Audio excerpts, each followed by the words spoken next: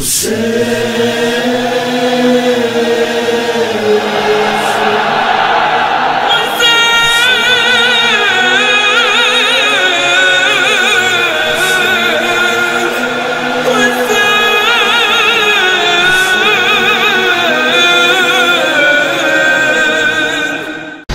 باللہ من الشیطان الرجیم، بسم اللہ الرحمن الرحیم۔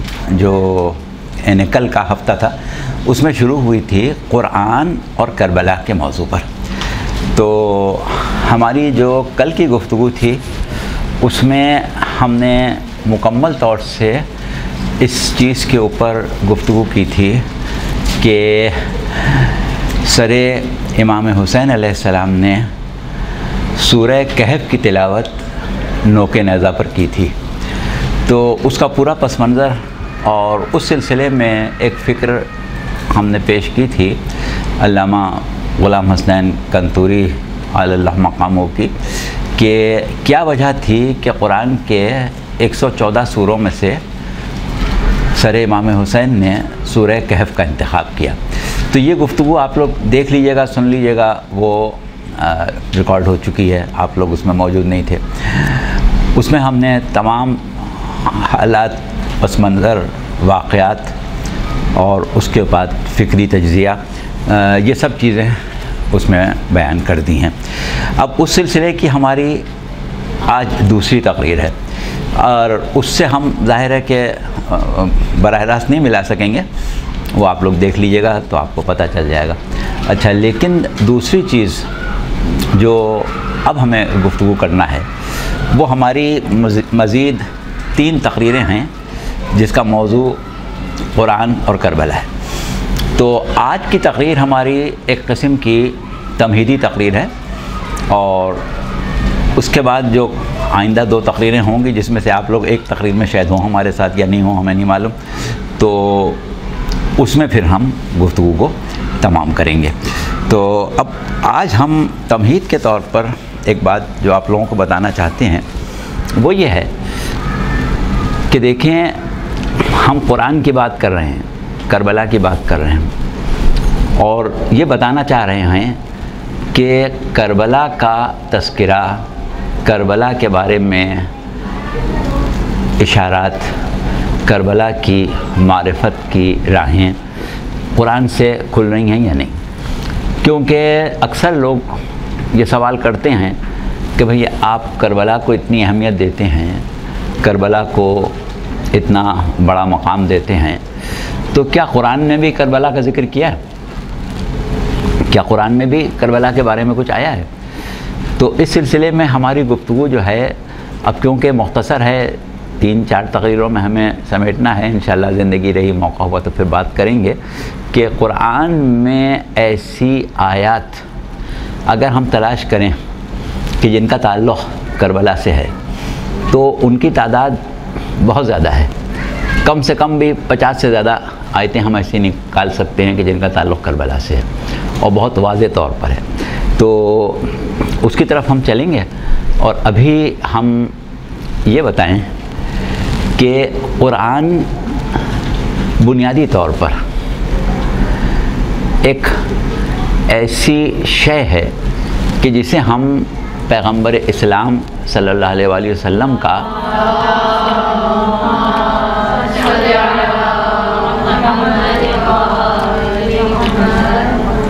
دائمی معجزہ کہتے ہیں۔ دیکھیے، بات یہ ہوتی ہے کہ پروردگار عالم نے ارشاد فرمایا کہ ان الدین عند اللہ الاسلام، کہ اللہ کے نزدیک اگر دین ہے کوئی تو وہ اسلام ہی ہے، اسلام کے علاوہ کچھ نہیں ہے۔ اب سوال یہ ہے کہ دین اگر اسلام ہے اور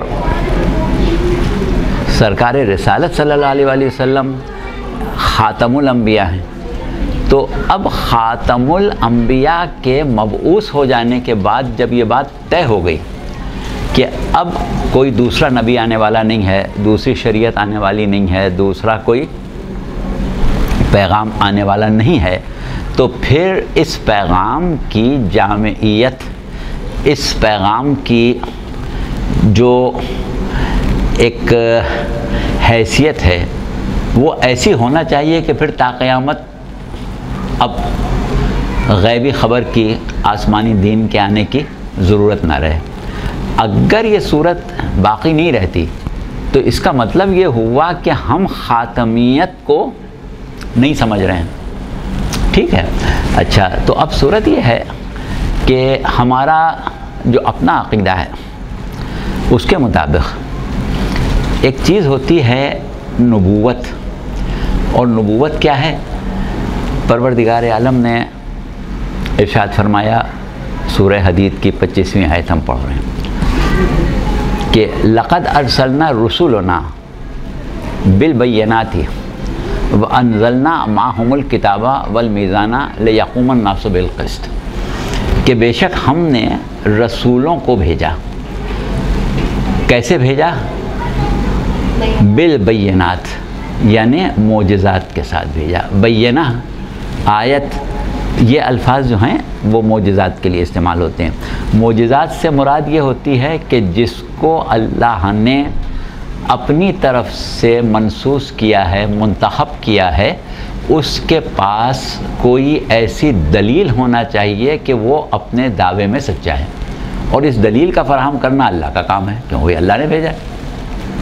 اس کو ہم کہتے ہیں معجزہ یا بینہ یا آیت۔ تو ہم نے تمام رسولوں کو بھیجا آیتوں کے ساتھ، بینات کے ساتھ۔ وَأَنزَلْنَا مَعَهُمُ الْكِتَابَ، اور ان کے ساتھ کتاب بھی بھیجی، والمیزان، اور میزان بھی بھیجا۔ مقصد کیا ہے؟ لِيَقُومَ النَّاسُ بِالْقِسْطِ، یعنی ہم یہ چاہتے ہیں کہ عالم انسانیت جو ہے وہ عدالت پر قائم ہو جائے، پورا عالم انسانیت عدالت پر قائم ہو جائے۔ تو اس کا مطلب کیا ہوا کہ جب تک عالم انسانیت عدالت پر قائم نہیں ہوتا، جب تک پروردگار عالم کا مقصد پورا نہیں ہوا، اور جب تک مقصد پورا نہ ہو جب تک تسلسل ہدایت جاری رہے گا۔ اچھا، اب سوال یہ ہے کہ آیت میں کہا کہ لقد ارسلنا رسولنا، کہ ہم نے رسولوں کو بھیجا بالبینات، آیتوں کے ساتھ، معجزات کے ساتھ۔ وَأَنزَلْنَا مَعَهُمُ الْكِتَابَ، اور ان کے ساتھ کتاب بھی نازل کی۔ اب آپ دیکھیں کہ رسول تو بہت سے ہیں، کتابیں تو سب کے ساتھ نازل نہیں ہوئیں، اور میزان بھی نازل کیا۔ تو یہاں پر اس آیت کی زیادہ تفصیل میں ہم نہیں جائیں گے، صرف اتنا ہم آپ کو بتانا ہے کہ یہاں کتاب اور میزان، یہ الفاظ جو استعمال ہوئے ہیں، یہ کتاب تشریعی ضروری نہیں ہے۔ ہاں، بعض انبیاء پر کتاب تشریعی نازل ہوئی، لیکن ضروری نہیں، ہر نبی پر تو کتاب تشریعی نازل نہیں ہوئی۔ تو یہاں پر یہ کتاب کا لفظ جو استعمال ہوا ہے وہ ایک خاص معنوں میں استعمال ہوا ہے، اور وہ معنی جو ہیں وہ دراصل حجتان خدا کا، پروردگار عالم سے ایک ایسا واسطہ، ایک ایسا تعلق ہے کہ جس کی بنیاد پر ان میں اور دیگر مخلوقات میں فرق ہے۔ وہ ایک ایسا غیبی علم لے کے پیدا ہوتے ہیں کہ جو دوسرا شخص غیر حجت جو ہے اس کے لیے ممکن نہیں ہے۔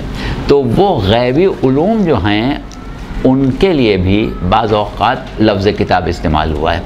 جیسے جناب عیسیٰ پیدا ہوئے تو انہوں نے کیا کہا تھا کہ انی عبداللہ آتانی الکتاب وجعلنی نبیہ، میں اللہ کا بندہ ہوں، کتاب لے کے آیا ہوں اور نبی قرار دیا۔ تو کتاب اس وقت تو نہیں لے کے آئے تھے، انجیل تو ابھی نہیں نازل ہوئی تھی۔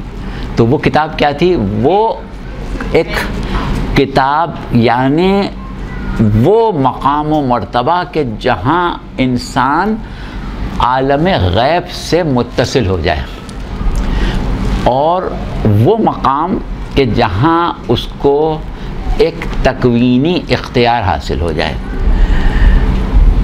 تو وہ ہوتی ہے کتاب۔ ہر نبی پر کتاب تشریعی نازل نہیں ہوئی ہے۔ تو یہاں پروردگار عالم نے جب ہر نبی کے بارے میں یہ کہا کہ ہم نے ہر نبی کو کتاب اور میزان کے ساتھ بھیجا ہے، تاکہ لوگ عدالت پر قائم ہو جائیں۔ تو یہ ایک تسلسل ہدایت کا ذکر ہے، ہدایت کے باقی رکھنے کا۔ اچھا، اب سوال یہ ہے کہ جب تک کہ دین اور شریعت اس مقام پر نہیں پہنچی تھی کہ اب اسے اتمام کی حد تک لے آیا جائے اور نبوت اس مقام کامل تک پہنچ جائے کہ اس کے بعد نبوت کی ضرورت نہ رہے، تو وہ ذات وہ مقام جو ہے وہ سرکار رسالت صلی اللہ علیہ وسلم کا ہے۔ لہٰذا عام انبیاء کے بارے میں جتنے بھی انبیاء گزرے ہیں، ہمارا عقیدہ یہ ہے کہ ان کی نبوت جزئی ہے، کلی نہیں ہے۔ صرف ایک نبی پیغمبر اسلام خاتم الانبیاء صلی اللہ علیہ وآلہ وسلم وہ نبی ہیں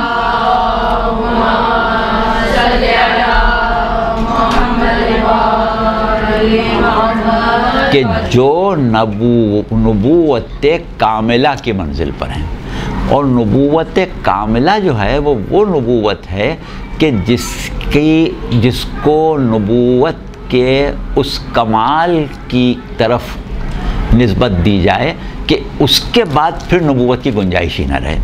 تو جو نبی اس طریقے سے مبعوث ہو کہ اس کے بعد تا قیامت نبوت کی ضرورت نہ رہ جائے، اس نبی کے لیے ضروری ہے کہ وہ ایسا نبی ہو کہ اس کے آثار نبوت ہمیشہ تازہ اور مؤثر رہیں اور باقی رہیں۔ تو اس اعتبار سے پیغمبر اسلام صلی اللہ علیہ وآلہ وسلم کیونکہ خاتم الانبیاء ہیں، لہٰذا ان کی نبوت کاملہ ہے، اور نبوت کاملہ کے بعد مزید کسی نبوت کی ضرورت باقی نہیں رہتی۔ لیکن ضرورت باقی نہ رہنے کا مطلب کیا ہے کہ اس نبوت کی اثر پذیری اتنی ہے کہ اس کے بعد نبوت کی ضرورت نہ رہے۔ جیسے عام مسلمان یہ کہتے ہیں کہ رسول اللہ آخری نبی ہیں، کیوں ہیں؟ اللہ نے اس کے بعد نبوت ختم کر دی۔ اچھا بھئی کیوں ختم کر دی؟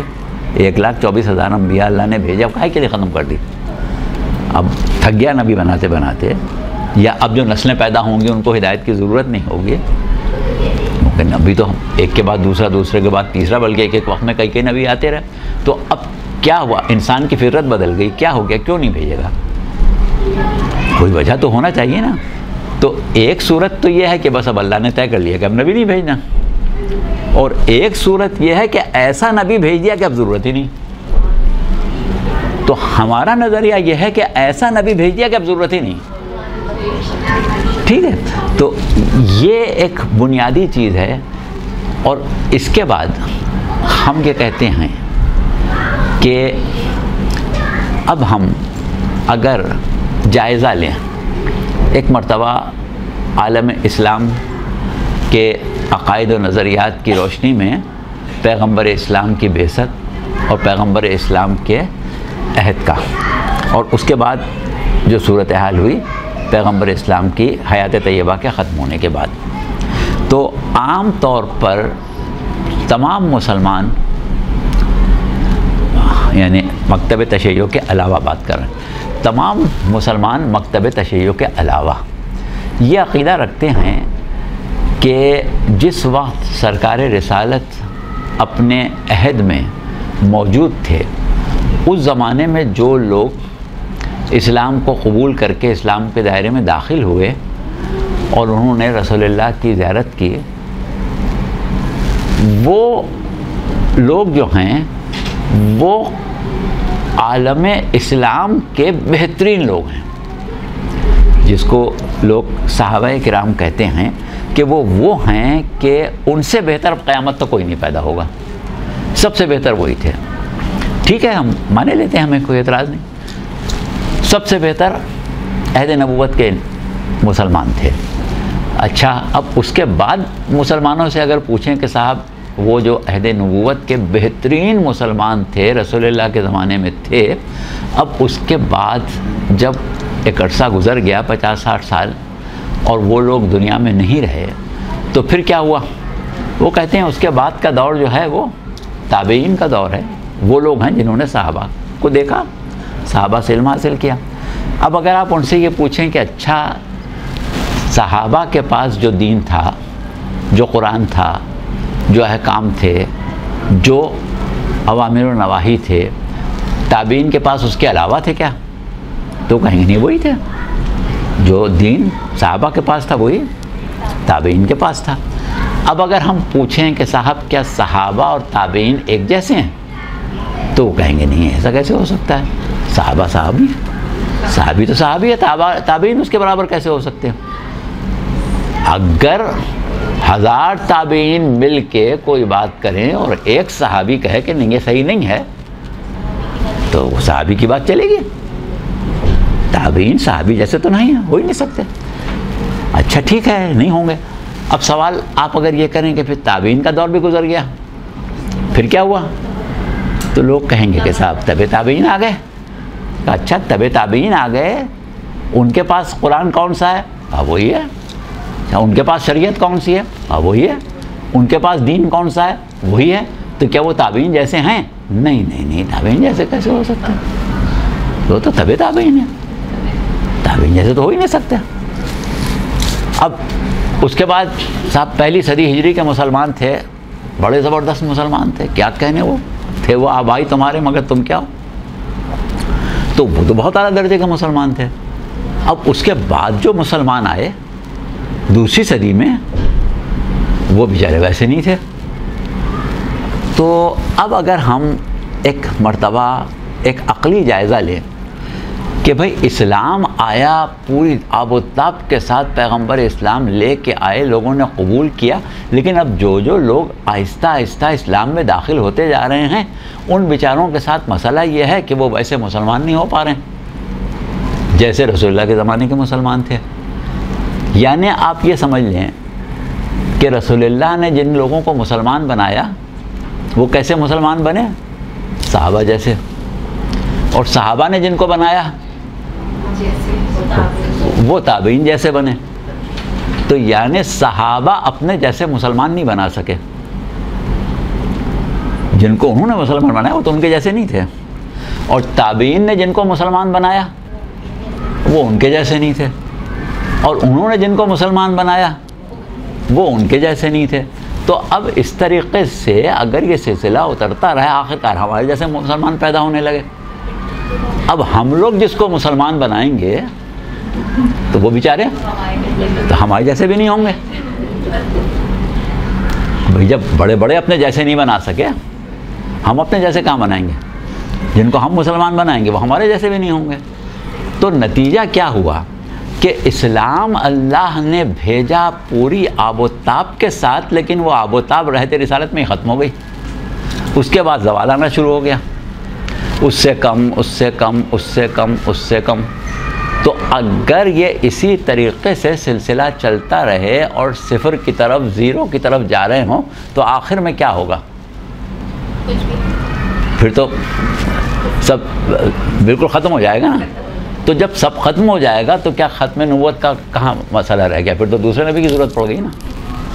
تو اگر ہم یہ عقیدہ رکھیں کہ پیغمبر اسلام کے زمانے کے لوگ بہت اچھے اور اس کے بعد اس سے کم، اس سے کم، اس سے کم، تو ختم نبوت ہو گیا۔ پھر ختم نبوت کہاں رہ گیا؟ پھر تو دوسرے نبی کی ضرورت پڑ جائے گی نا۔ آخر میں جب سب زیرو ہو جائے گا تو دوسرے نبی کی ضرورت پڑ جائے گی۔ تو اس کا مطلب یہ ہوا کہ ہم اس نتیجے پر پہنچے ہیں کہ جس دین کو اللہ نے ایک ایسے نبی کامل کے ذریعے بھیجا کہ جس کے بعد نبوت کی گنجائش ہی نہیں ہے، تو اس کے دین پر زوال نہیں آنا چاہیے، اس کا دین ہمیشہ تازہ رہنا چاہیے۔ یہ نہیں ہے کہ جو عہد رسالت میں دین میں شامل ہو گئے ان کو تو پورا دین مل گیا، جو اس کے بعد گئے ان بیچاروں کو نیچے درجے کا ملا، اور جو اس کے بعد آئے ان کو اور نیچے درجے کا ملا۔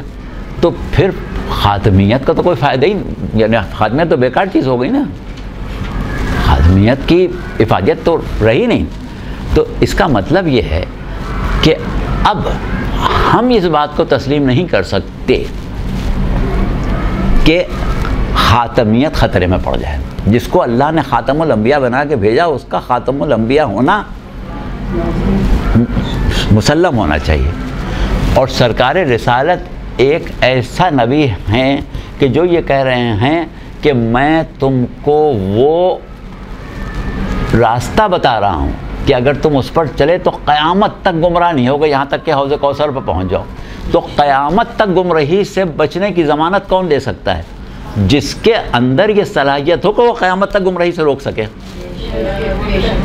جس کے اندر قیامت تک گمراہی سے روکنے کی صلاحیت ہی نہیں ہے، وہ قیامت تک گمراہی سے روکنے کی بات کیسے کرے گا؟ تو اس کا مطلب یہ کہ سرکار رسالت صلی اللہ علیہ وسلم کا مقام ایسا ہے، ان کے وجود میں وہ فیض ہے کہ قیامت تک کے لیے لوگوں کو گمراہی سے بچا سکتے ہیں، ضمانت دے سکتے ہیں۔ تو جو قیامت تک گمراہی سے بچنے کی ضمانت دے سکتا ہے، اس کے دین پر زوال نہیں آ سکتا، اس کا دین نیچے نہیں جا سکتا، گر نہیں سکتا۔ اچھا، اب سوال یہ ہے کہ چلیے لوگ کہہ رہے ہیں، آپ تھوڑی دیر کے لیے تجزیہ کریں کہ صاحب مان لیں کہ عہد رسالت کے لوگ سب سے اچھے تھے، اس کے بعد والے ویسے نہیں ہوئے، اس کے بعد والے ویسے نہیں ہوئے، اس کے بعد والے ویسے نہیں ہوئے۔ اچھا، تو کیا وجہ ہے؟ آخر کوئی وجہ ہوگی نا بھائی، دین تو کامل جب ہو گیا تو سب کے پاس کامل ہی دین آیا، اور قرآن جو صحابہ کے پاس تھا وہی آج تک چلا رہا ہے۔ یہ تو نہیں کہ صحابہ کا قرآن دوسرا تھا، تابعین کا دوسرا ہے۔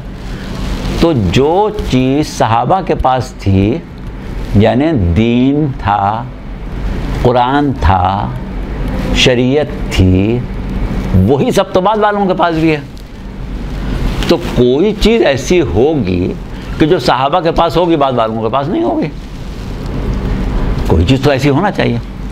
اب اگر ہم غور کرتے ہیں تو ہمیں یہ ایک چیز نظر آتی ہے کہ صحابہ کے پاس قرآن تھا اور ایک معصوم رہبر بھی تھا، بعد والوں کے پاس قرآن تھا، معصوم رہبر نہیں تھا۔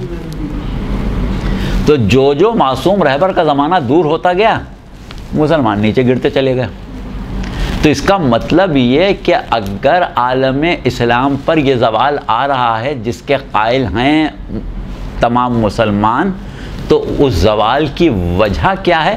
اس زوال کی وجہ یہ نہیں ہے کہ قرآن کوئی دوسرا بدل گیا، اس زوال کی وجہ یہ نہیں ہے کہ شریعت دوسری ہوئے، اس زوال کی وجہ نہیں ہے کہ اوامر و نواہی ہی دوسرے ہیں، اس زوال کی وجہ یہ نہیں ہے کہ دین دوسرا ہے، اس زوال کی وجہ یہ ہے کہ رہبر کامل سے دور ہوتے چلے جا رہے ہیں۔ تو اب کیا اللہ کو یہ بات نہیں معلوم تھی کہ اس نے نبوت ختم کر دی اور یہ نہیں سوچا کہ یہ تو سب بیچارے نیچے گرتے چلے جائیں گے؟ جب تک دین نے محمدی شریعت اسلامیہ نافذ العمل ہے، اللہ کو چاہیے تھا کہ وہی ماحول برقرار رکھتا جس میں آب و تاب کے ساتھ اسلام پیدا بنا تھا، یعنی رسول اللہ کا عہد۔ تو یا تو رسول اللہ کو زندہ رکھتا، بھئی حضرت نوح کو 950 سال زندہ رکھا، وہ تو پہلے صاحب شریعت تھے، یہ خاتم الانبیاء ہیں، وہ قیامت تک زندہ رکھ لیتا، کیا مسئلہ تھا اللہ کے لیے؟ کیونکہ دیکھ رہا ہے کہ ان کو اٹھا لوں گا تو لوگ نیچے گرنا شروع ہو جائیں گے، ان کی موجودگی درمیان میں ضروری ہے۔ تو اب جس کی موجودگی کے بغیر خاتمیت محفوظ نہیں تھی، یا تو اللہ کو چاہیے تھا کہ اس کو زندہ رکھتا، اور یا پھر کوئی ایسا بدل تیار کرتا کہ اگر رسول نہ ہوں تو بھی دین جو ہے وہ اپنی اسی آب و تاب کے ساتھ باقی رہے جس میں رسول کے زمانے میں تھا۔ تو اللہ کو کوئی مشکل ہے ایسا کرنے میں؟ نبوت بھی ختم کرنا ہے، دین کو بھی قیامت تک تازہ رکھنا ہے، تو اب اللہ کے لیے کیا مشکل ہے؟ ظاہر ہے کہ یا وہ رسول کو زندہ رکھے، اور اگر رسول کو نہیں رکھ سکتا تو ایسوں کو رکھے جن کو رسول لحمہم لحمی و دمہم دمی کہیں۔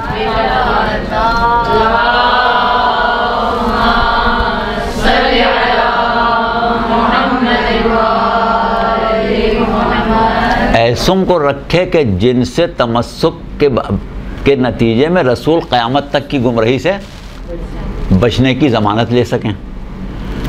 تو اس اعتبار سے ہم یہ کہتے ہیں کہ پیغمبر اسلام صلی اللہ علیہ وآلہ وسلم کو جو پروردگار نے نبوت کاملہ عطا کی، جو معجزات زندہ عطا کیے۔ دیکھیے معجزے جو ہیں ان کی بنیادی طور پر دو قسمیں ہوتی ہیں۔ ایک معجزہ وہ ہوتا ہے کہ جو وقت کی ضرورت کے اعتبار سے ظاہر ہوتا ہے، اس کے بعد اس کے آثار ختم ہو جاتے ہیں۔ جیسے حضرت موسیٰ کا عصا اژدہا بن گیا۔ اب اگر قرآن میں اس کا ذکر نہیں ہوتا تو آج کوئی دنیا میں ایسی چیز نظر آتی جس سے پتہ چلے کہ ایسا ہوا تھا؟ آثار تو نہیں ہے نا، جو ہونا تھا اس وقت ہو گیا۔ حضرت عیسیٰ نے مردے زندہ کیے، اس وقت زندہ کر دیا۔ اب آج تو ہمیں کوئی نہیں ملتا جو کہے کہ مجھے حضرت عیسیٰ نے زندہ کیا تھا۔ تو کوئی آثار باقی نہیں رہتے ایسے معجزات کے کہ جو وقت کی ضرورت ہوں، اس وقت کے لیے ظاہر ہوئے ہوں۔ لیکن ایسا نبی کہ جس کا دعویٰ نبوت قیامت تک باقی ہے اور جتنے لوگ قیامت تک پیدا ہوں ان سب کی ذمہ داری ہے، سب مکلف ہیں کہ اس کا کلمہ پڑھیں۔ جب ہر پیدا ہونے والا مکلف ہے کہ اس کا کلمہ پڑھے تو اس کا مطلب یہ ہے کہ ہر پیدا ہونے والے پر رسول کا دعویٰ اسلام جاری ہے۔ تو جب جس نبی کا دعویٰ اسلام جاری ہو تو اس نبی کا معجزہ بھی باقی رہنا چاہیے۔ حضرت عیسیٰ کی نبوت جس زمانے میں ماننے کی ضرورت تھی اس زمانے میں ان کے معجزے نظر آ رہے تھے۔ حضرت موسیٰ کی نبوت ماننے کی جب ضرورت تھی اس زمانے میں معجزے نظر آ گئے۔ لیکن پیغمبر اسلام کی نبوت تو قیامت تک ان کا کلمہ تو قیامت تک پڑھنا ہے، تو ان کو تو ایسا معجزہ ملنا چاہیے کہ جو قیامت تک معجزہ رہے۔ لہٰذا اللہ نے آپ کو دو ایسے معجزے عطا کیے کہ جو قیامت تک زندہ ہیں، جب چاہیں آپ اس کو سامنے رکھ دیں اور رسول اللہ کی حقانیت ثابت ہو جائے۔ تو وہ ایک معجزہ ہے قرآن اور دوسرا معجزہ ہے امامت، قیام امامت۔ یہ دو معجزے ایسے ہیں کہ جو ہمیشہ زندہ ہیں۔ ہر زمانے میں اس زمانے کے لوگوں کے لیے قرآن ایک زندہ معجزہ ہے اور اس زمانے کے لوگوں کے لیے اس وقت کا امام ایک زندہ معجزہ ہے۔ یہ دو معجزے ہیں جن سے رسول اللہ کی حقانیت جو ہے وہ ہمیشہ ثابت ہوتی رہتی ہے۔ اب سوال یہ ہے کہ قرآن اور امامت، تو یہ بات اپنی جگہ طے ہے کہ امامت اور قرآن حدیث ثقلین کی روح سے۔ اب حدیث ثقلین جو ہے آپ لوگوں نے بہت سنی ہے کہ پیغمبر اسلام نے فرمایا کہ انی تارک فیکم الثقلین کتاب اللہ و عترتی اہل بیت۔ تو اس حدیث کو رسول اللہ نے ایک دفعہ نہیں فرمایا بلکہ 50 دفعہ فرمایا، سینکڑوں دفعہ فرمایا۔ ہر دفعہ جملے میں کبھی کوئی فرق بھی ہوا، کبھی فرق نہیں ہوا۔ اسی اعتبار سے اس حدیث کے متن یعنی وہ جملہ جو آپ نے فرمایا 50 سے زیادہ ہیں کتب احادیث میں۔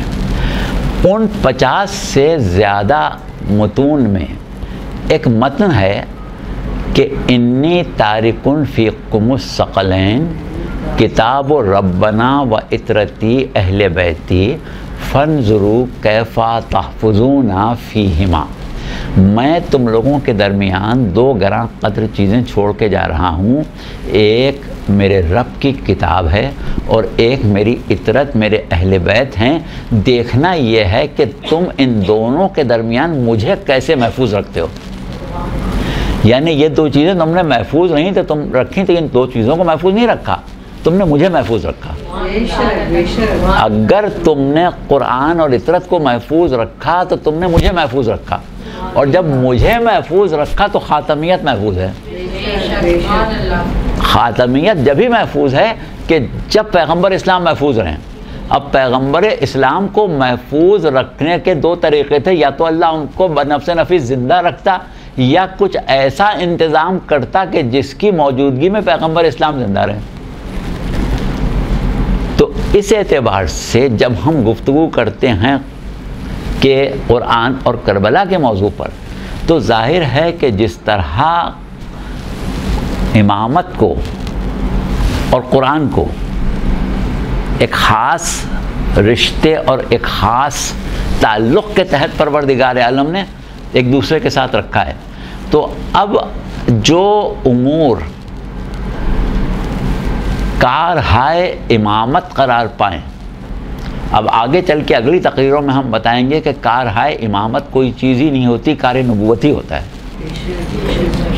کہ امام کار نبوت ہی کرتا ہے۔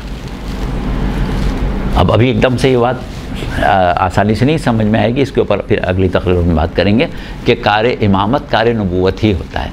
تو جب کار امامت جو ہے اس کا تعلق دین سے ہے، کیسے ہے، کیا تعلق ہے، اس کے اوپر ابھی ہم بات کرتے ہیں۔ اب دیکھیے، ہمارا کہنے کا مقصد یہ تھا کہ اللہ نے کہا کہ ان الدین عند اللہ الاسلام، اللہ کے نزدیک دین جو ہے وہ اسلام ہے۔ اب سوال یہ کہ آج ہم جس عہد میں زندگی گزار رہے ہیں، لفظ اسلام کے مفاہیم سینکڑوں ہزاروں ہو گئے۔ اب ہمیں کیسے پتہ چلے کہ جس کو اللہ اسلام کہہ رہا ہے وہ کون سا اسلام ہے؟ اللہ اس اسلام کو اسلام کہہ رہا ہے جس کے لیے پیغمبر اسلام نے زحمتیں اٹھائیں، جس کے لیے پیغمبر اسلام نے پتھر کھائے، جس کے لیے پیغمبر اسلام شہر بدر کیے گئے، جس کے لیے پیغمبر اسلام 3 سال تک شیب ابی طالب میں پتے کھا کے زندگی گزارتے رہے، جس کے لیے اتنی جنگیں لڑیں، جس کے لیے اتنے مصائب اٹھائے، جس کے لیے پیغمبر اسلام نے کوئی دقیقہ نہیں چھوڑا، تو کیا اس اسلام کے علاوہ کوئی اسلام ہو سکتا ہے؟ ظاہر ہے کہ اسلام وہی ہے جس کے لیے جناب خدیجہ کی دولت قربان ہوئی، اسلام وہی ہے جس کے لیے امیر المومنین نے پے در پے جنگیں لڑیں، اسلام وہی ہے جس کے لیے جناب جعفر کے شانے کٹے۔ تو وہ اسلام، اور اگر مفہوم اسلام تبدیل ہو تو اس میں ہم فرق کیسے کریں گے؟ یہ گفتگو ہم ابھی آگے چل کے کریں گے۔ اچھا، لیکن ابھی ہمارا جو ایک موضوع بحث ہے وہ یہ ہے کہ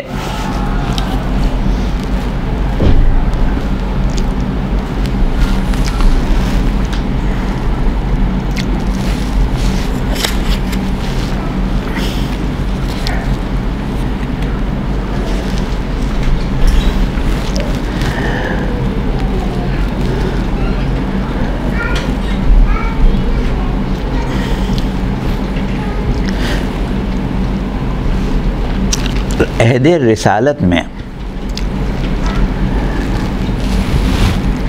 ہم نے یہ دیکھا کہ پیغمبر اسلام بھی ہیں اور قرآن بھی ہے۔ اچھا، اس بات کو ایک دفعہ پھر ایک دوسرے زاویے سے دیکھیں۔ ہم اور آپ یہ کہتے ہیں کہ رسول اللہ نے یہ فرمایا کہ انی تارک فیکم ثقلین کتاب اللہ و عترتی اہل بیت۔ ایک مکتب فکر ہے، وہ یہ کہتا ہے کہ نہیں، رسول اللہ نے کہا انی تارک فیکم ثقلین کتاب اللہ و سنتی، کتاب اور سنت۔ چلیے، سوال یہ ہے کہ سنت کیا شے ہے؟ قول رسول، فعل رسول اور تقریر رسول یا سکوت رسول، یہی سنت ہے نا۔ اب رسول کے زمانے میں سنت کی شکل کیا تھی؟ عہد رسالت میں یہ سنت کس شکل میں تھی؟ عہد رسالت میں یہ سنت مجسم ذات سرکار رسالت کی شکل میں تھی۔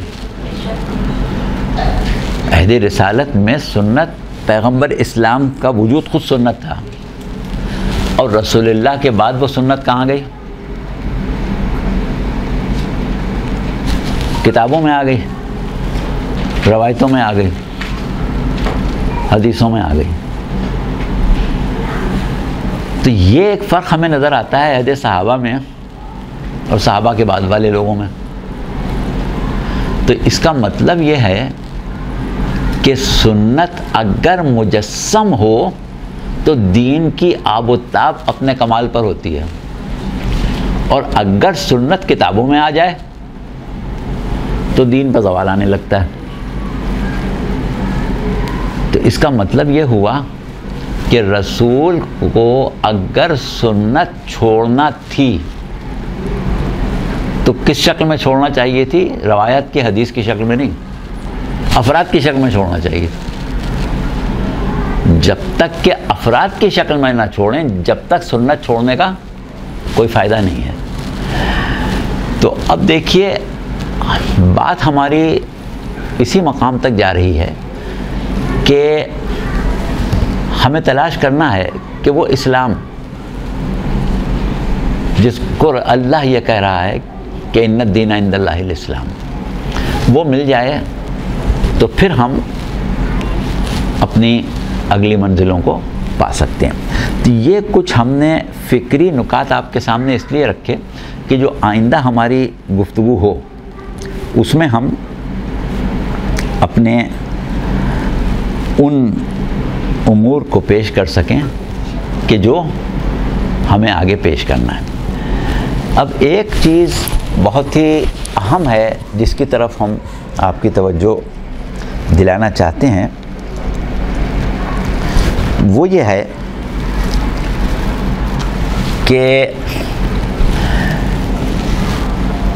ہم ابھی بار بار کہہ رہے ہیں کہ ایک دین اللہ کا اسلام ہے، اور اللہ کے دین کے علاوہ بھی مفاہیم اسلام جو ہیں وہ ہمارے سامنے موجود ہیں، اور ہمارے پاس اس حقیقت کو سمجھنے کے لیے معیار سوائے قرآن کے کچھ نہیں۔ ہمیں قرآن کا ہی سہارا لینے کی ضرورت ہے۔ اب قرآن کا سہارا لینے کے لیے ہمیں قرآن کی کچھ آیات سے استفادہ کرنا پڑے گا۔ آج کی تقریر میں ہم صرف اتنا بتائیں گے کہ ایک دین جس کو ہم اللہ کا دین کہہ رہے ہیں اور اللہ کو اس کی بقا منظور ہے، تو اس کی بقا کے لیے پروردگار عالم نے کیا انتظامات کیے۔ دوسری طرف ہم یہ کہہ رہے ہیں کہ اسلام کے ہی نام پر کچھ ایسے ادیان موجود ہیں کہ جن کو قرآن یہ کہہ رہا ہے کہ یہ اسلام نہیں ہے۔ تو ہم اس مقام پر اب آپ کو لے کے چلتے ہیں، اور اس طریقے سے یہ آج کی ہماری تمہیدی گفتگو ختم ہو جائے گی۔ تو پھر انشاءاللہ ہم براہ راست قرآن اور کربلا کے اوپر بات کریں گے۔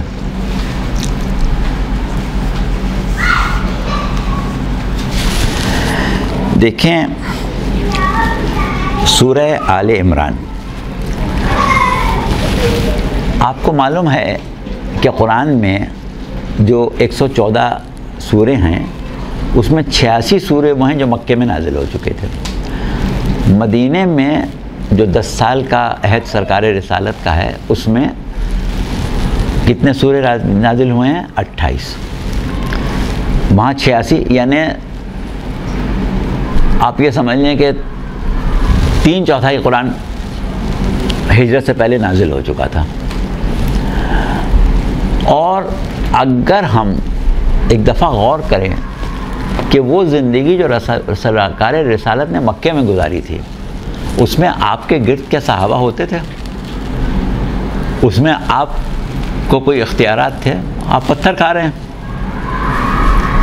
کوڑا پھینکا جا رہا ہے، گھر سے نکالے جا رہے ہیں، 3 سال گھر کے باہر پڑے ہوئے ہیں، وادی میں پڑے ہیں، گھاٹی میں پڑے ہیں تو کبھی اوجھڑی پھینکی جا رہی ہے، کبھی پتھر مارے جا رہے ہیں، کبھی جادوگر کہا جا رہا ہے، کبھی کچھ کہا جا رہا ہے، کبھی پریشان کیا جا رہا ہے۔ اور ایسی صورت میں قرآن جو ہے وہ 3/4 نازل ہو گیا، اور رسول اللہ نے ظاہر ہے کہ قرآن نازل ہو گیا تو ایسے تو نہیں چھوڑ دیا۔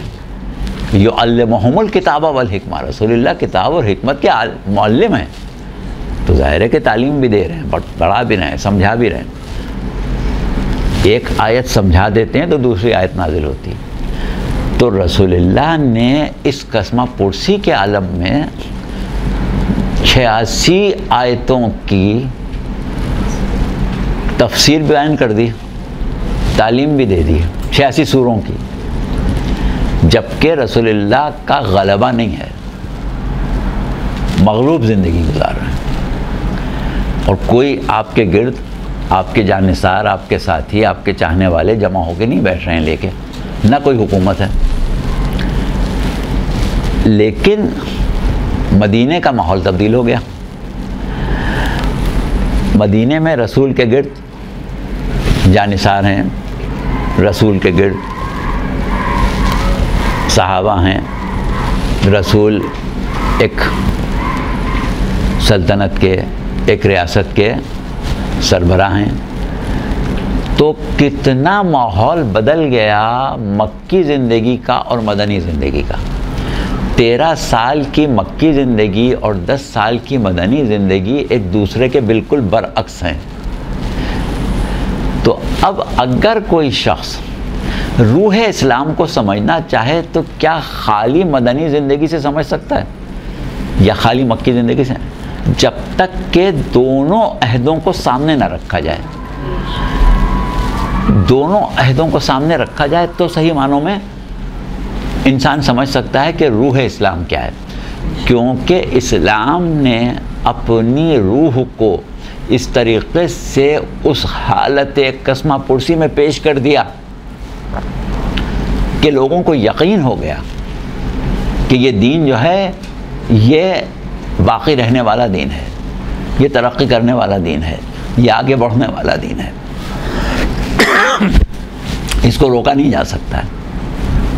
لہذا مکی زندگی میں لوگوں نے مختلف طریقوں سے کوشش کی۔ پہلے تو چاہا کہ رسول اللہ کو ہی قتل کر دیں، پہلے چاہا کہ ان کے دین کو ہی جہاں تک ہو سکے مذاق اڑا کے ختم کر دیں، لیکن جب اس میں کامیاب نہیں ہوئی اور دیکھا کہ نہیں، اس دین میں کوئی ایسی بات ہے کہ فطرت انسانی اس کو قبول کرتی ہے، تو پھر انہوں نے رسول اللہ کو مختلف پیشکشیں کرنا شروع کی، جس میں ایک پیشکش یہ تھی کہ اے محمد، ہم آپ کو بادشاہ بنائے دیتے ہیں، آپ حکومت لے لیں اور یہ کام چھوڑ دیں۔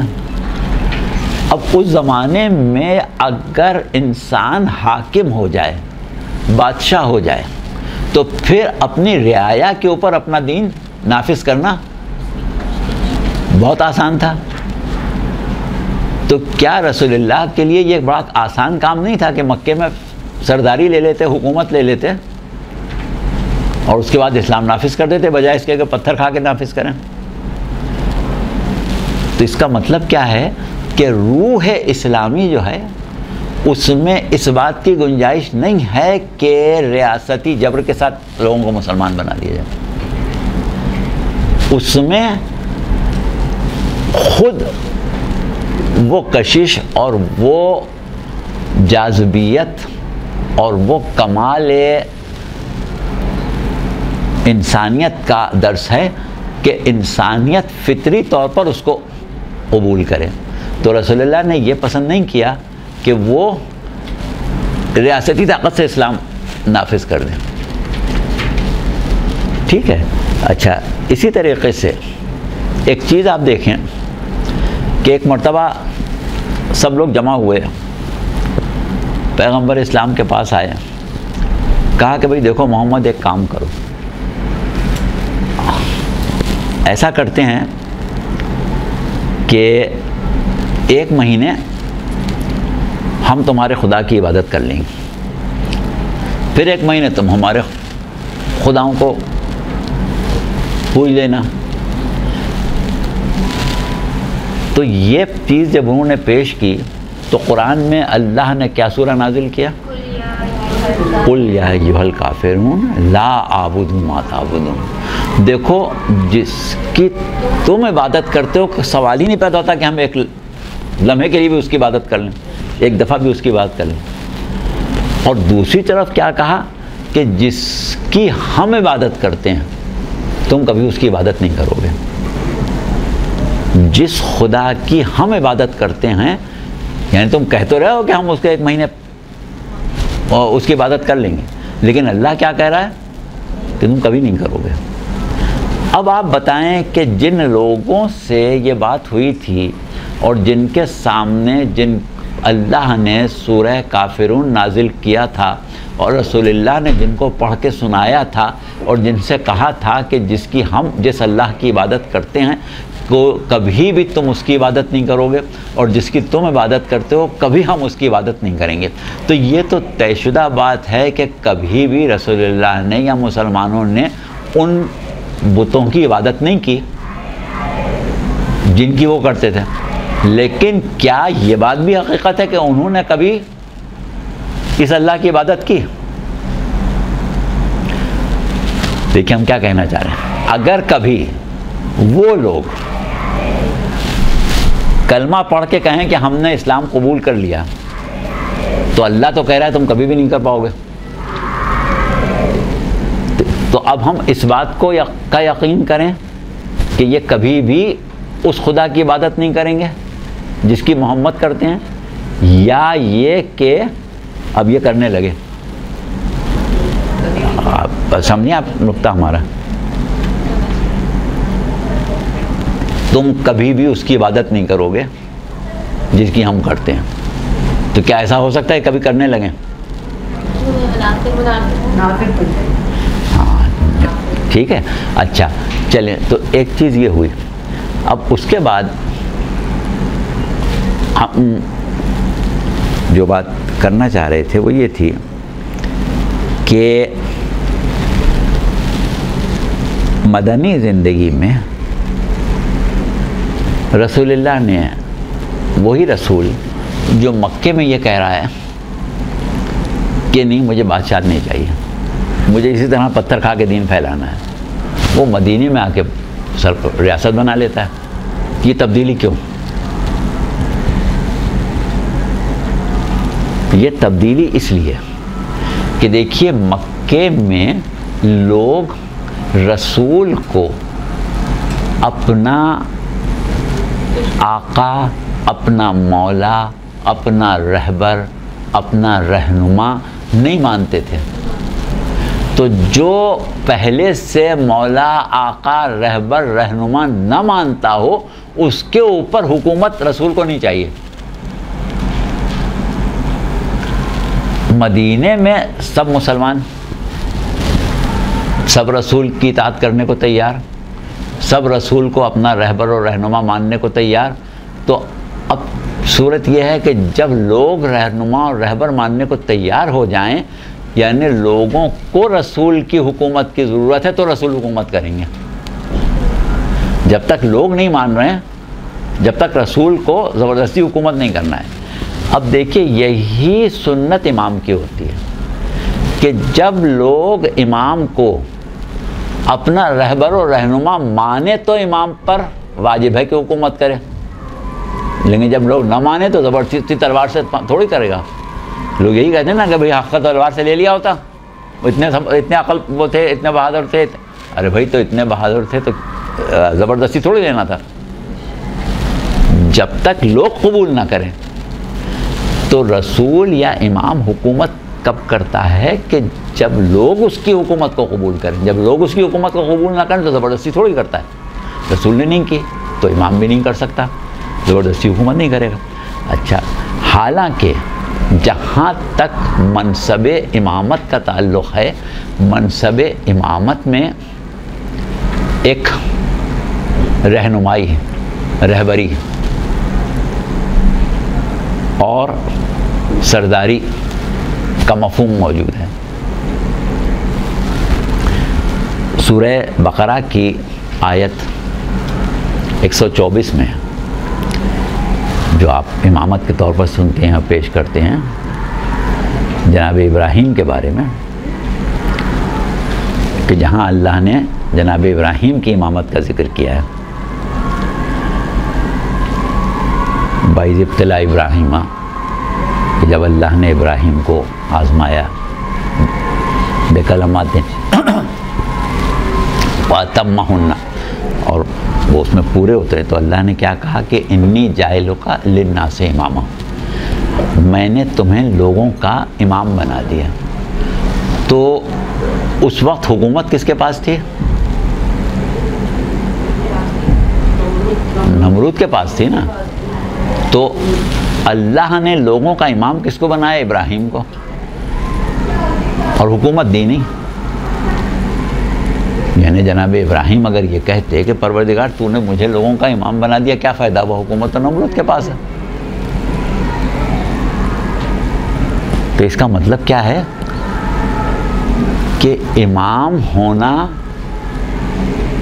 ضروری نہیں ہے کہ ظاہری حکومت ہو، بلکہ امام ہونے سے لوگوں کا اور امام کا ایک روحانی واسطہ ہوتا ہے، ایک روحانی تعلق ہوتا ہے. اگر لوگ اس روحانی تعلق کو سمجھ لیں، اس کی قدر کریں، اس کا شکر کریں، اس کو نعمت سمجھ کے مان لیں، تو وہ امام کی اطاعت کو قبول کرتے ہیں، تب امام حاکم ہوتا ہے. اگر قبول نہ کریں تو روحانیت کے اعتبار سے تو وہ حاکم ہے. اب دیکھیے جناب ابراہیم کی جو حکومت ہے، جو امامت ہے، اس کی ہمارے پاس ایک بہت ہی واضح مثال یہ ہے کہ جب جناب ابراہیم نے خانہ کعبہ تعمیر کر لیا، وہاں کون تھا؟ حضرت اسماعیل تھے، حضرت ابراہیم تھے، اور مکہ اس زمانے میں آباد نہیں ہوا تھا. میلوں دور تک نہ کوئی آدم نہ آدمزاد، کوئی نہیں ہے.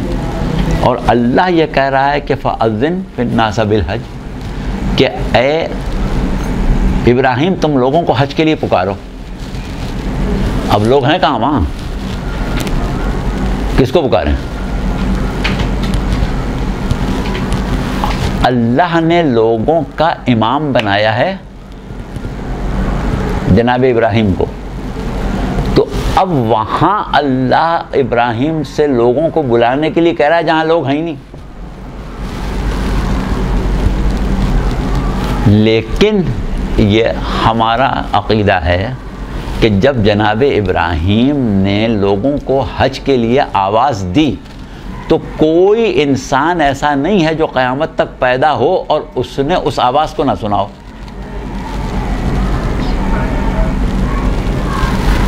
تو یہ ہے امامت کا تصرف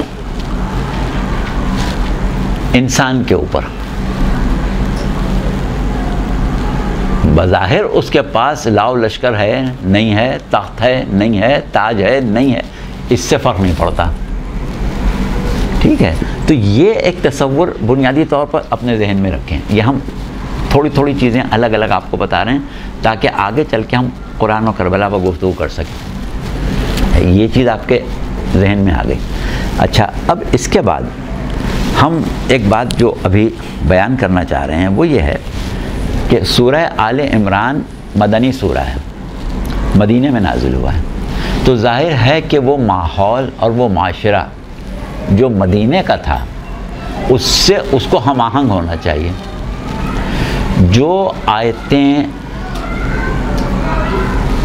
مکے میں نازل ہوئی تھیں، اگر آپ غور کریں تو قرآن کے وہ تمام سورے جو مکے میں نازل ہوئے ہیں ان میں زیادہ تر قیامت کا ذکر ہے، توحید کا ذکر ہے، دین کی اساس دین کی بنیادیں سمجھائی گئی ہیں.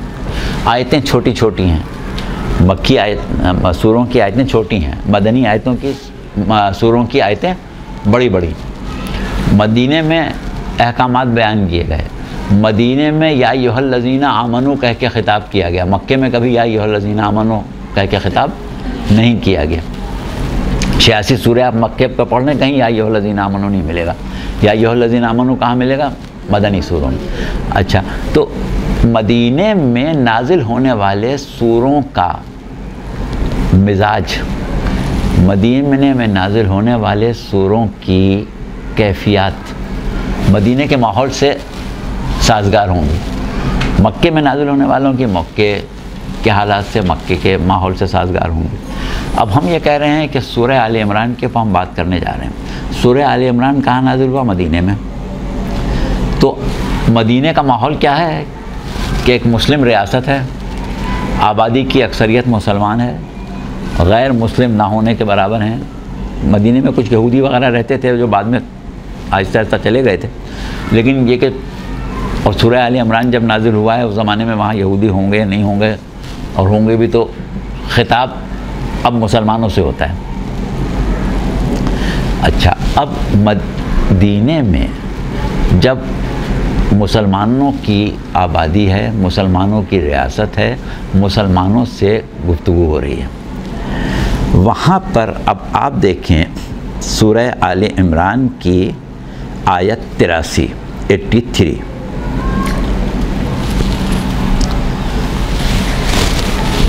پروردگار عالم ارشاد فرما رہا ہے کہ افا غیر دین اللہ یبغون ولہ اسلم من فی السماوات والارض طوعا وکرہا والیہ یرجعون.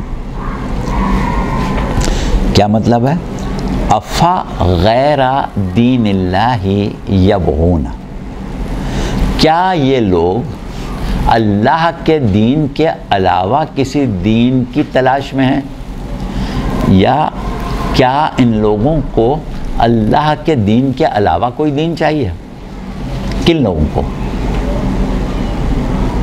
کافروں کو تو کھلم کھلا کہہ رہے ہیں ہمیں نہیں چاہیے، اور وہاں ہیں بھی نہیں. جہاں یہ آیتیں نازل ہو رہی ہیں وہاں کافر نہیں، سب مسلمان ہیں، سب کلمہ پڑھنے والے ہیں. مکے میں یہ آیت نہیں نازل ہوئی کہ کیا ان لوگوں کو اللہ کے دین کے علاوہ کوئی دین چاہیے. اس میں کیا کی کیا بات ہے؟ ان کو چاہیے، وہ تو کہہ رہے ہیں کہ نہیں چاہیے ہمیں. وہ کب کہہ رہے ہیں کہ ہمیں اسلام چاہیے؟ وہ تو اسلام سے کھلم کھلا انکار کر رہے ہیں، تو ان کے بارے میں کیوں کہا جائے گا کہ کیا ان کو کوئی اور دین چاہیے؟ ہاں، ان کو دوسرا ہی چاہیے. مدینے میں جو کلمہ پڑھ رہے ہیں ان کے سامنے آیت نازل ہو رہی، افا غیر دین اللہ یبغون، کیا ان لوگوں کو اللہ کے دین کے علاوہ کوئی دین چاہیے؟ تو اس کا مطلب یہ ہوا کہ ایک دین اللہ کا اسلام ہے، اور کوئی ایسا ہے یا کچھ لوگ ایسے ہیں جو ایک ایسا دین چاہتے ہیں جو اللہ کے دین کے علاوہ ہو. اور اس کے بعد کہا کہ بھئی یہ تو وہ دین ہے جو زمین و آسمان میں برضا و رغبت یا مجبوری میں قبول کیا جا چکا ہے، اور تمہاری بازگشت جو ہے وہ اسی کی طرف ہے. پلٹ کے تمہیں اس کی طرف جانا ہے. کس کی طرف؟ جس کا دین حقیقی اسلام ہے. اب اگر تم اس کے دین کے علاوہ کوئی دین اختیار کر لو گے تو جاؤ گے کہاں پلٹ کے؟ جانا تو اسی کی طرف ہے نا. تو لہٰذا یہ کیا کر رہا ہو تم کہ تمہیں اللہ کے دین کے علاوہ کوئی دین چاہیے؟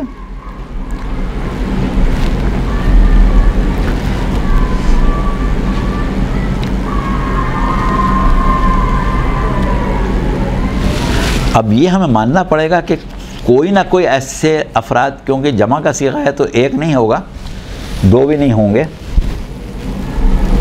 کچھ لوگ ایسے ضرور ہوں گے کہ جو اللہ کے دین کے علاوہ کوئی اور دین چاہتے ہوں گے.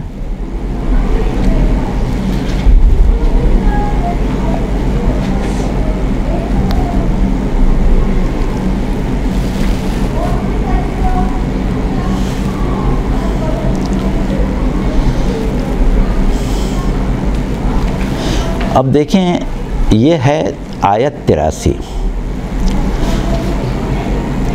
اب اگر ہم تھوڑا آگے بڑھتے ہیں آ جائیں آیت 86 اور 87، 86 87۔ وہاں پروردگار ایک عجیب بات کہہ رہا ہے کہ کیف یہدی اللہ قوما کفروا بعد ایمانہم، اللہ اس قوم کی ہدایت کیسے کرے جو اپنے ایمان کے بعد کافر ہو گئے۔ کیف یہدی اللہ قوما کفروا بعد ایمانہم، اللہ اس قوم کی ہدایت کیسے کرے جو اپنے ایمان کے بعد کافر ہو گئے۔ ایمانہم کہا، ایمان کے بعد کافر ہو گئے نہیں کہا، اپنے ایمان کے بعد، جیسا ان کا ایمان تھا اس کے بعد کافر ہو گئے۔ اچھا، تو ایمان زبان سے کیا کہتے تھے؟ کیونکہ ایمان تو ایک قلبی کیفیت ہے، وہ اللہ ہی جانتا ہے کیا تھی، زبان پر ان کی کیا تھی۔ وَشَهِدُوا أَنَّ الرَّسُولَ حَقٌّ وَجَاءَهُمُ الْبَيِّنَاتُ وَاللَّهُ لَا يَهْدِي الْقَوْمَ الظَّالِمِينَ، انہوں نے گواہی دی تھی کہ بے شک رسول حق ہیں، گواہی دی زبان سے کہ بے شک رسول حق ہیں، اور معجزات بھی آئے، معجزات دیکھ لیے انہوں نے، معجزات دیکھے، زبان سے گواہی دی کہ رسول حق ہیں، لیکن ہوا کیا کہ اللہ یہ کہہ رہا ہے کہ کیف یہدی اللہ قوما کفروا بعد ایمانہم، کہ تو یہ اپنے ایمان کے بعد کافر ہو گئے۔ واللہ لا یہدی القوم الظالمین، اور اللہ ظالم قوم کی ہدایت ہی نہیں کرتا۔ تو یہ کیا صورت ہے؟ ابھی جیسا ہم نے کہا کہ 83 آیت میں کہا جا رہا ہے کہ ان کو اللہ کے دین کے علاوہ کوئی دین چاہیے، تو ہم کہہ سکتے ہیں یا کوئی کہہ سکتا ہے ایسا وہ کافروں کے بارے میں کہا جا رہا ہے۔ لیکن اب 86ویں آیت آپ پڑھیں تو اللہ تو کہہ رہا ہے کہ یہ تو لائے تھے ایمان، انہوں نے شہادت دی تھی، کیسا ایمان لائے تھے، جیسا بھی لائے تھے، زبان سے انہوں نے کہا تھا کہ رسول حق ہیں، اور معجزات بھی دیکھ لیے تھے، لیکن اس کے بعد کیا ہوا؟ یہ ایمان کے بعد کافر ہو گئے۔ اب اس کے بعد اگلی آیت میں کہا جا رہا ہے کہ اولئک جزاؤہم ان علیہم اللعنۃ اللہ والملائکۃ والناس اجمعین، کہ اب انہوں نے جو یہ کام کیا ہے کہ اپنے ایمان کے بعد کافر ہو گئے ہیں، تو اس کی جزا ان کو کیا ملے گی؟ ان علیہم لعنت اللہ، کہ ان کے اوپر اللہ کی لعنت ہے، والملائکۃ، تمام فرشتوں کی بھی لعنت، والناس اجمعین، تمام لوگوں کی بھی لعنت۔ کوئی ایسا گروہ ہے، کہاں ہے ہمیں نہیں معلوم، کون ہے ہمیں نہیں معلوم، لیکن ایسا ہے کہ جس نے زبان سے کہا تھا کہ ہم ایمان لائے ہیں، رسول حق ہیں، لیکن اللہ یہ کہتا ہے کہ وہ کافر ہو گئے ہیں، اور اب ان پر اللہ کی بھی لعنت ہے، ملائکہ کی بھی لعنت ہے، لوگوں کی بھی لعنت ہے۔ اب ان کو تلاش تو کرنا پڑے گا کون ہے، کہاں ہیں۔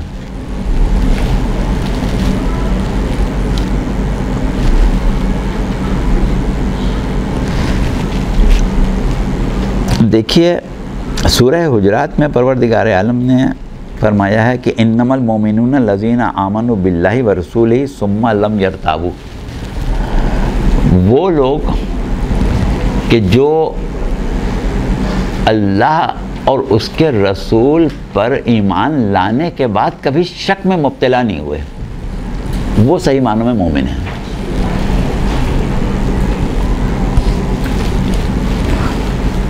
تو وہ جن کو کبھی شک نہیں ہوا وہ صحیح معنوں میں مومن ہیں، وہ کبھی دین سے نہیں پھرتے۔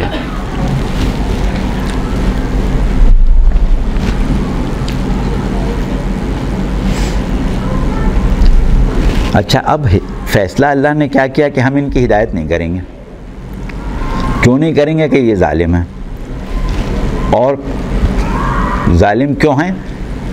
کہ گواہی دی کہ رسول حق ہیں، معجزات دیکھے، اور اس کے بعد کافر ہو گئے۔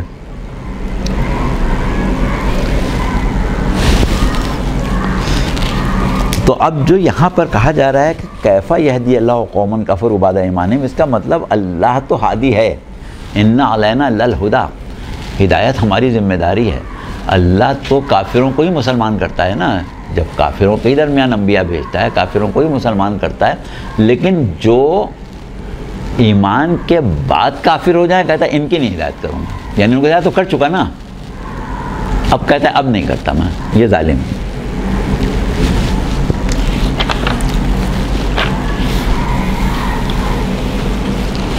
اچھا اب دیکھیں کہ اللہ یہ کہہ رہا ہے کہ ہم ظالموں کی ہدایت نہیں کرتے، جبکہ اللہ یہ دعویٰ کرتا ہے کہ انا علینا للہدیٰ، ہدایت ہمارے اوپر واجب ہے.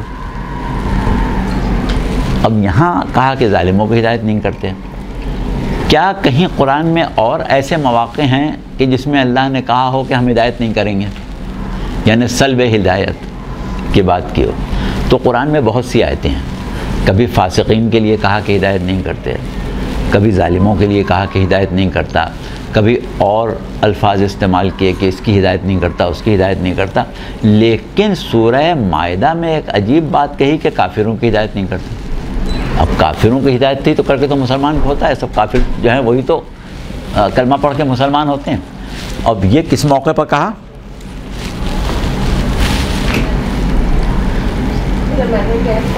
جی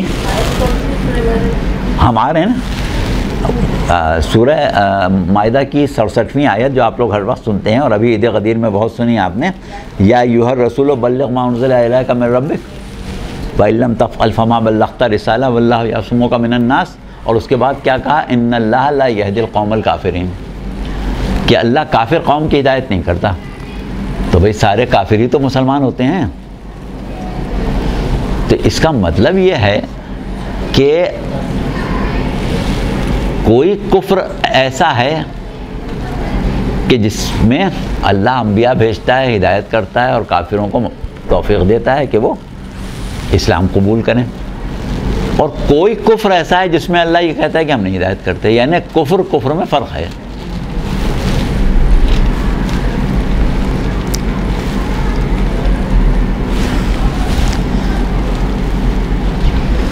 اب یہ آیت جو نازل ہوئی ہے یہ بھی سورہ مائدہ کی مدینے میں نازل ہوئی، اور اس وقت نازل ہوئی جب رسول کے سامنے سب کلمہ پڑھنے والے تھے، اور سب کلمہ پڑھنے والوں کے درمیان میں آیت نازل ہوئی کہ ہم کافروں کی ہدایت نہیں کرتے.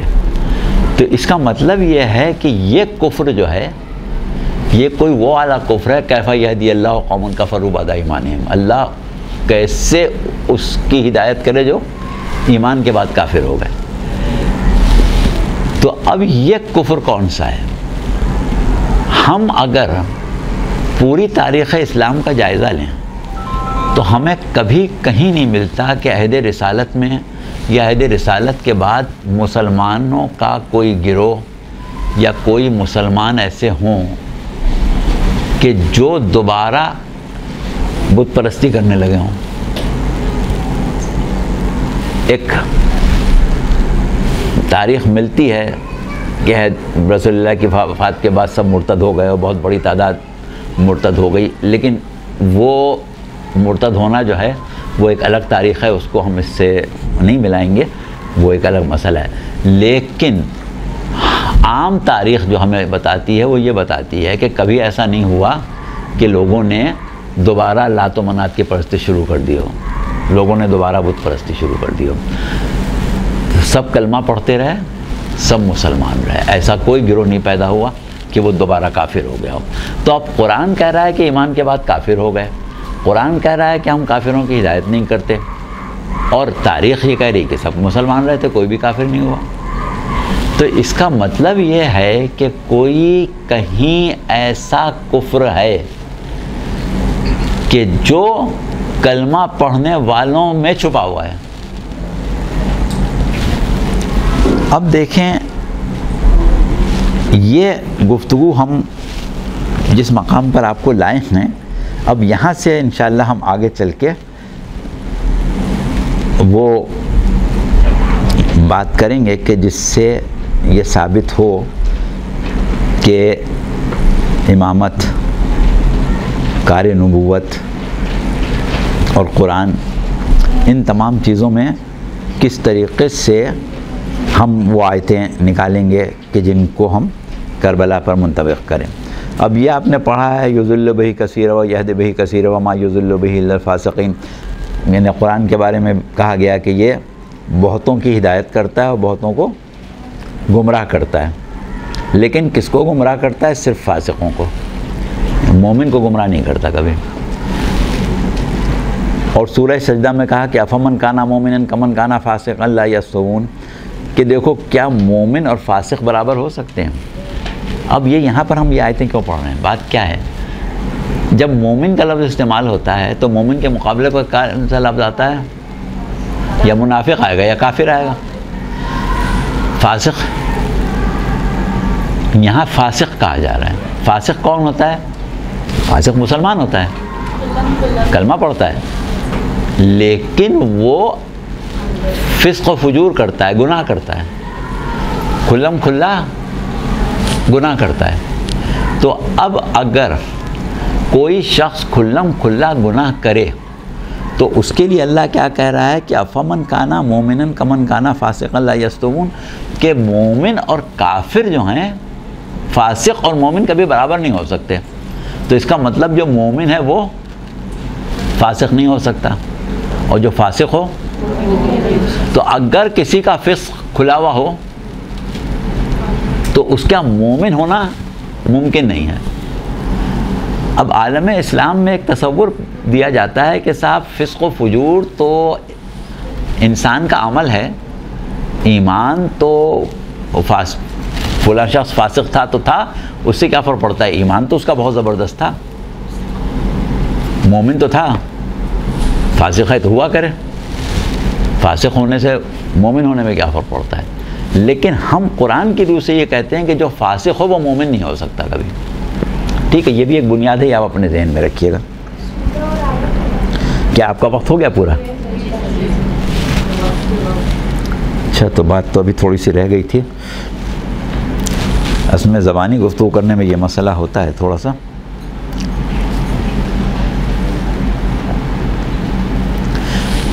اب ہم صرف ایک جلدی سے آپ کو 2-3 منٹ آپ کے لیں گے، اس سے زیادہ نہیں.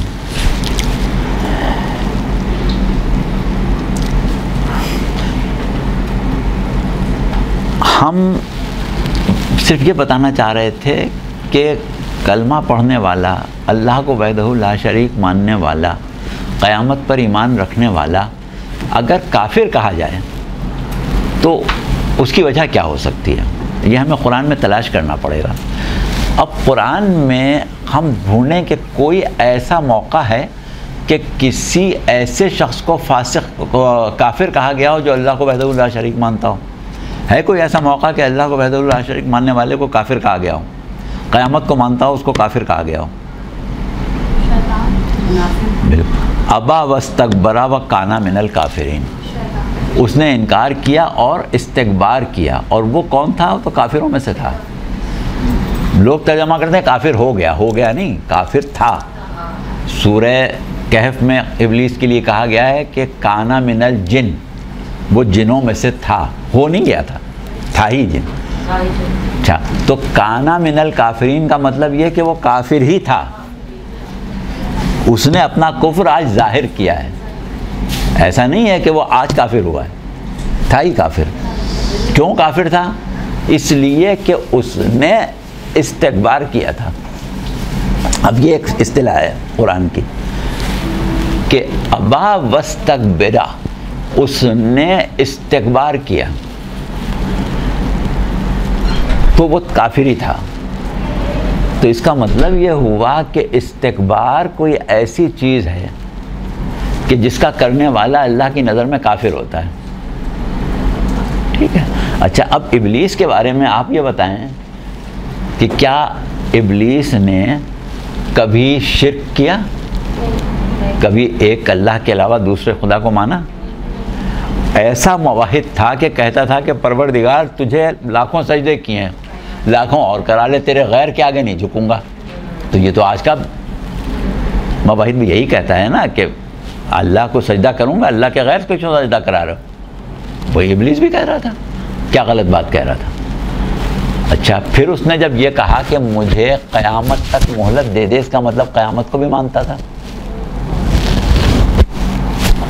تو ابلیس اللہ کو وحدہ لا شریک مانتا تھا، اللہ کو معبود مانتا تھا، اس کی عبادت کرتا تھا اور عبادت کرنے کے لیے آئندہ بھی تیار تھا، روز قیامت کو بھی مانتا تھا.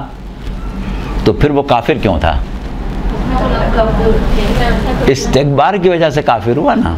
تو اب اس کا مطلب یہ ہوا کہ اگر کوئی استکبار کرے تو لاکھ کلمہ پڑھتا رہے,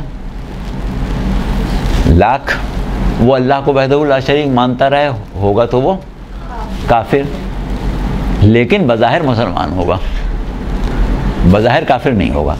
اب دیکھیے روز غدیر کی بات ہے کہ جب پیغمبر اسلام نے امیر المومنین کی بیعت لے لی, یہ ہم ایک واقعہ بس 2 منٹ میں ختم بیان کر رہے ہیں. یہ مصباح المتحجد ایک کتاب ہے شیخ طوسی کی. اس میں ہے کہ آپ نے مولا سے کہا کہ یا علی اب تم ممبر پر جاؤ اور تم بھی ایک خطبہ دو. تو امیر المومنین نے ممبر پر آ کے خطبہ دیا. اس میں جو بھی گفتگو کی, اس گفتگو میں آپ نے سورہ مومن کی 47ویں آیت پڑھی, اور وہ آیت کیا ہے؟ وَإِذْ يَتَحَاجُّونَ فِي النَّارِ فَيَقُولُ الضُّعَفَاءُ لِلَّذِينَ اسْتَكْبَرُوا إِنَّا كُنَّا لَكُمْ تَبْعًا فَهَلْ أَنْتُمْ مُغْنُونَ عَنَّا نَصِيبًا مِنَ النَّارِ. کہا کہ قیامت کے دن جب دوزخ میں جانے والے دوزخ میں چلے جائیں گے تو کچھ لوگ ہوں گے وہ ان لوگوں سے کہیں گے جنہوں نے استکبار کیا تھا کہ ہم تو تمہارا اتباع کرتے تھے, دنیا میں تم کو اپنا رہبر و رہنما مانتے تھے اور ہم دوزخ میں پہنچ گئے. اگر ہم تمہاری اطاعت نہ کرتے تو ہم دوزخ میں نہ آتے. اب ہم تو تم کو مان کے, تمہاری اطاعت کر کے, تمہارا اتباع کر کے دوزخ میں آ گئے. تو اب کیا یہ نہیں ہو سکتا کہ جو ہمارے اوپر عذاب آیا ہے اس میں سے کچھ تھوڑا تم بھی تو لو, کہ ہم تو تمہاری اطاعت کرتے کرتے یہاں پہنچ گئے, ہم نے تو کچھ بھی نہیں کیا تھا, کیونکہ استکبار انہوں نے نہیں کیا تھا, استکبار کسی اور نے کیا تھا, اور ہم اس کی پرستش کر رہے تھے, اس کی عبادت کر رہے تھے. اس معنوں میں نہیں کہ اس کو خدا مان رہے تھے, مطلب یہ کہ اس کو اپنا رہبر و رہنما مان رہے تھے. تو اب ہم استکبار کرنے والوں کو اگر رہبر و رہنما مانیں گے تو ہوگا کیا؟ وہ بھی جہنم میں جائیں گے, ہم بھی جائیں گے, اور وہاں جا کے ہم ان سے کہیں گے یہ کیا وہاں ہم نے تو کچھ کیا ہی نہیں تھا, تو استکبار تم نے کیا, جہنم میں ہم آ گئے. تو وہ کیا کہیں گے؟ وہ اس کے جواب میں کہیں گے کہ اب تو جو ہونا تھا ہو گیا, اب ہم کچھ نہیں کر سکتے. اچھا, یہ آیت مولا نے پڑھی اور اس کے بعد کہا کہ وہ لوگ کہیں گے کہ ہم تمہارا اتباع کر رہے تھے, جہنم میں آ گئے.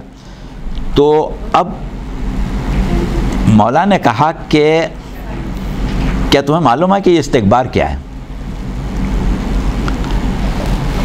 تو لوگوں نے کہا کہ ہمیں نہیں معلوم استکبار کیا ہے. تو آپ نے کہا استکبار یہ ہے کہ جس کی اطاعت پر اللہ تمہیں مامور کرے تم اس کی برابری کرو, اس سے بڑائی چاہو, یہ استکبار ہے. تو جو استکبار کرے گا وہ بھی جہنم میں جائے گا, اور جو اس کی پیروی اور اتباع کرے گا وہ بھی اس کے ساتھ جہنم میں جائے گا. بس اب آج ہم گفتگو کو یہاں پر ختم کر رہے ہیں, اور کافی حد تک ہماری یہ بنیادیں مکمل ہو گئی ہیں. اب انشاءاللہ اگلی دفعہ ہماری تقریر یہاں سے شروع ہوئی.